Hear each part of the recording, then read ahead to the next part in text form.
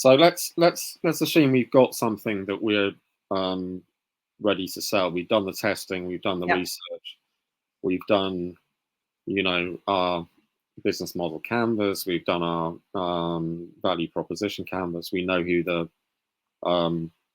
clients are, or the potential customers, because, like you say, we've had conversations. How do you get to that first client? What is it that how do you persuade somebody to part with their money? The very first person, let's say, because that's the most difficult person to get. Yeah. So if we think about, Chris, can I back up a little bit because that's actually to try to get to that point.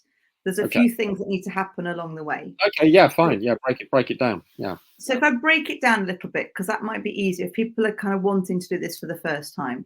So if you're doing this for the first time, your business is three things. Okay. So number one, it's marketing.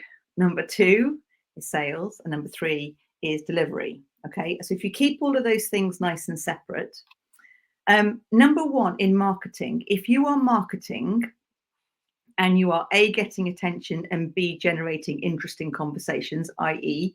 you're in a relationship, you're asking what the biggest challenges are.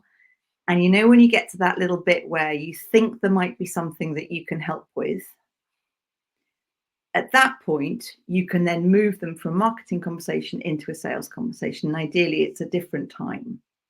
And then in a sales conversation, so when you talk about persuading, I'd rather not do any persuading. I'd rather do figuring out whether or not you are a match to work together.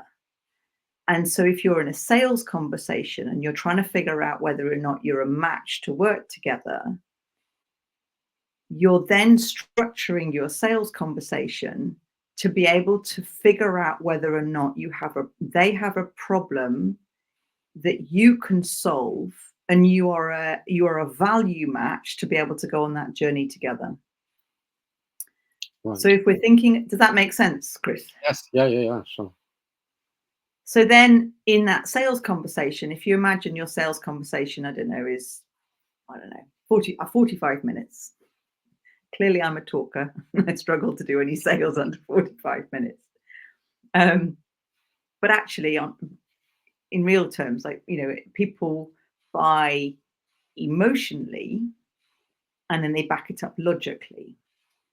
So if you've not asked the questions that help people tap into the emotional side of what's going on for them, then they'll find it really difficult to make that state change, to go from I can't ever change this to, oh my goodness, something else is possible. I could do something different. And that creates it creates a change in the body. But if we've not tapped into the emotional side, it's really difficult to be able to then say yes. Right.